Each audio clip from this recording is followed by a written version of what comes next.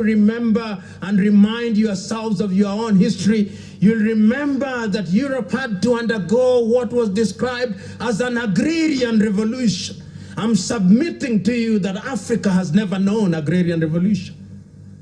I'm submitting to you that the role of AGRA is to introduce true agrarian revolution in Africa, because it is only when there is a true agrarian revolution in Africa that Africa will be able to realize our potential in the other areas. Some of you who are familiar with the agrarian revolution and the indices of agrarian revolution may not agree with me, but I'm submitting that if you only have pockets of change in a sea of a continent that does not change, then that is not change.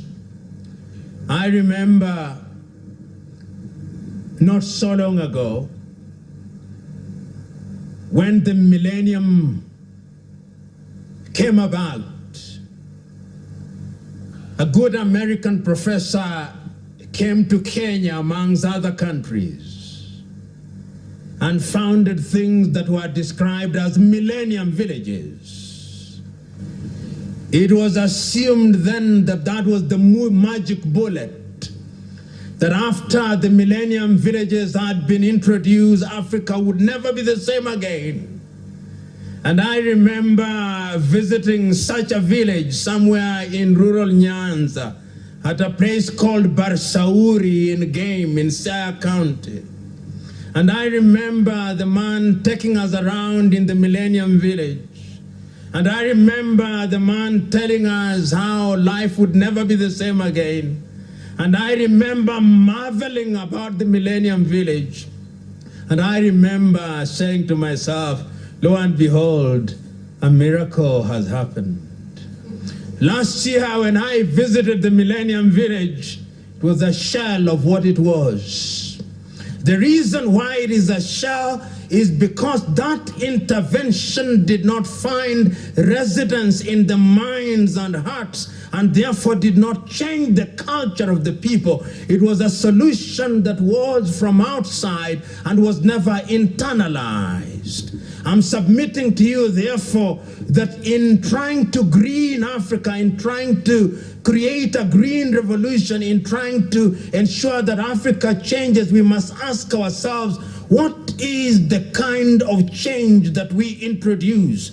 We must ask ourselves whether the culture has changed so that people are wedded to the new way of doing things.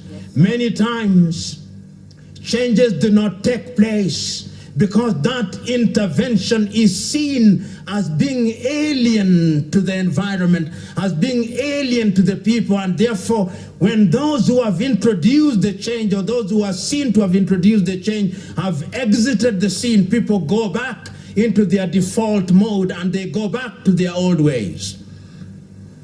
And that is what begs the question, what is the role of AGRA? Not so long ago, I was at a conference where people were talking about population of Africa and birth control. And the story was told of a young girl who had gone to an area in Kitui in Kenya. And this young girl was alone.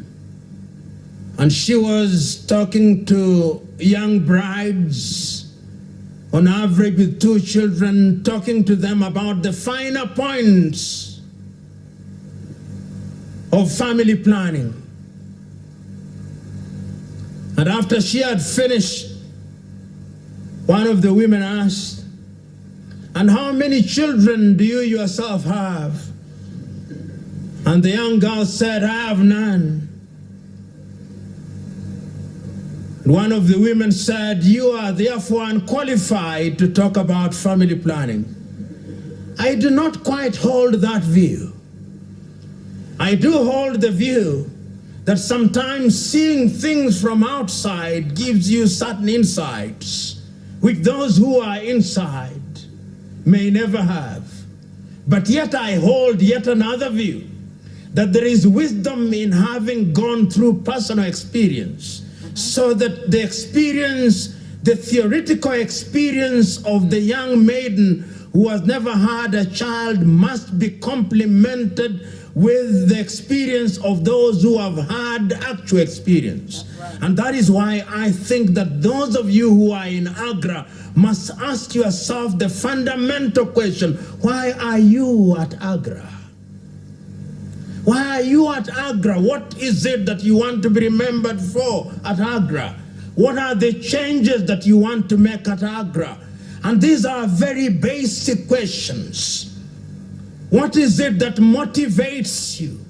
What is it that you want to do to ensure that Agra changes the face of Africa? Because Africa is a continent that has now made a declaration that in the year 2063, under Agenda 2063, she is going to be a middle-level economy. Africa has made that declaration. And Africa must therefore ask the fundamental question: what are the building blocks that will ensure that she realizes that agenda?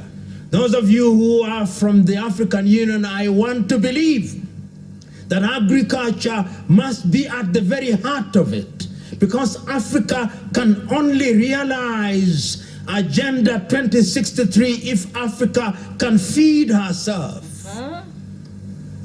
You who are here, what are you doing to ensure that that dream is realized? In the 1980s, if you heard that somebody was traveling to Harare in Zimbabwe, there are two things that you asked when they came back.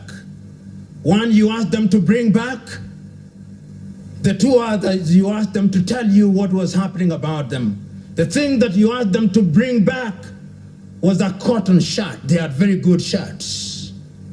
The other thing that you asked them about was the quality of their farms, tobacco and agriculture. Today, when you come from Zimbabwe, with due respect to the Zimbabweans who are in the room, the only thing you ask, which is the currency that is now alive and well? Is it the rand, the dollar, or the yuan?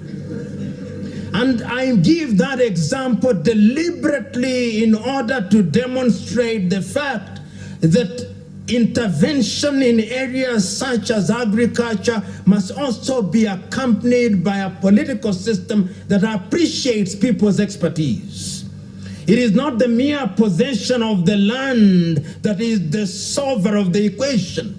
The same farmers, some of them who are in Zimbabwe, have now gone to Zambia and to Nigeria, and they are replicating the very same things that they were doing in Zimbabwe. And the land left to the individuals who thought that land was the solver of the problem cannot produce. It is still in Zimbabwe. The land is in situ where it was. So the intervention must also be the kind of intervention that makes people realize that the knowledge must be resident in people's minds and expertise must be locally nurtured so that people are capable of using that expertise for the general good.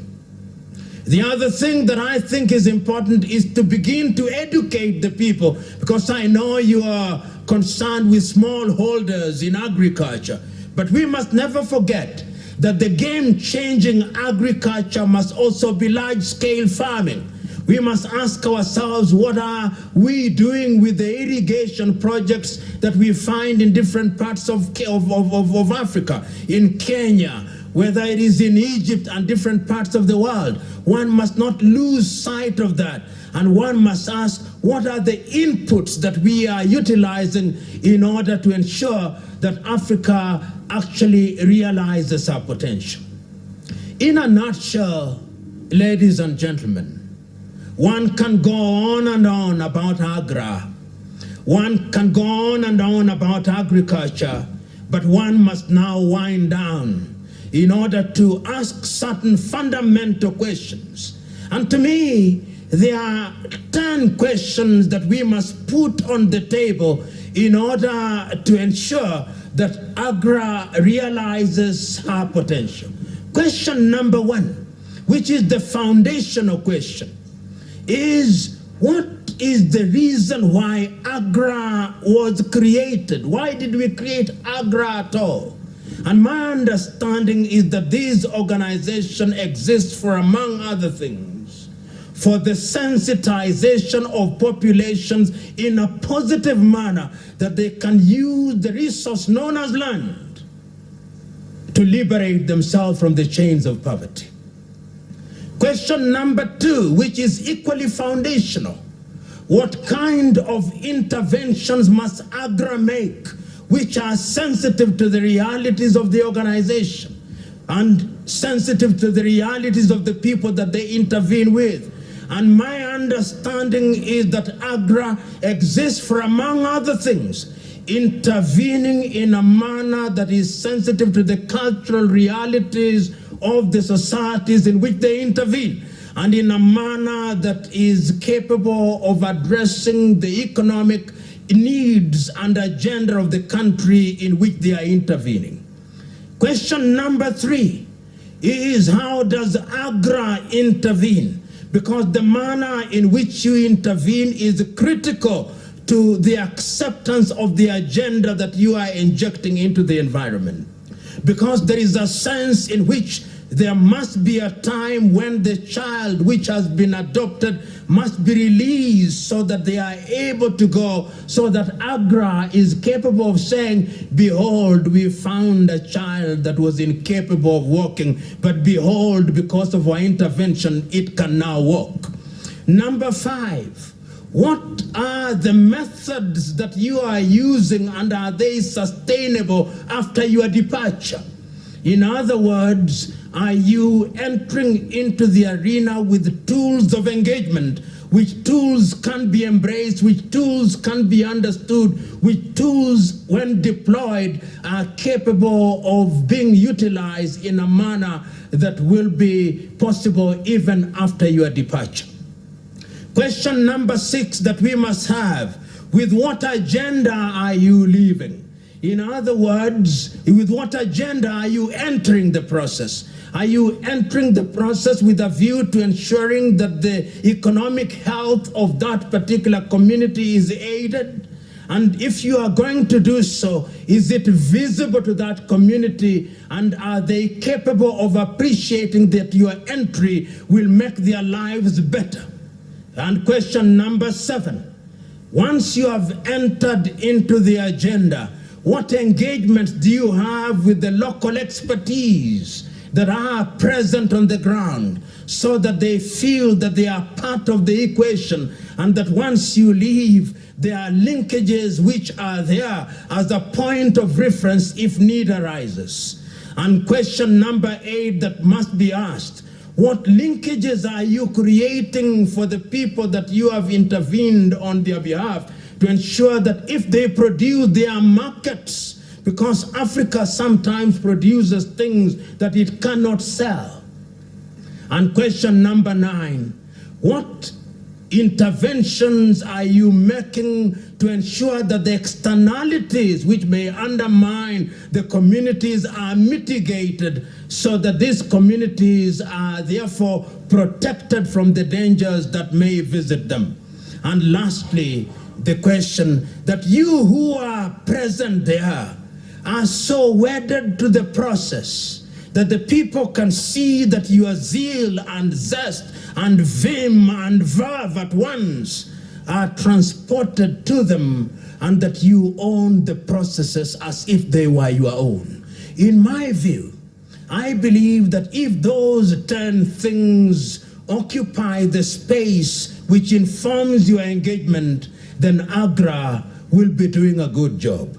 And very lastly, to NEPAD and to the African Union. African Union and NEPAD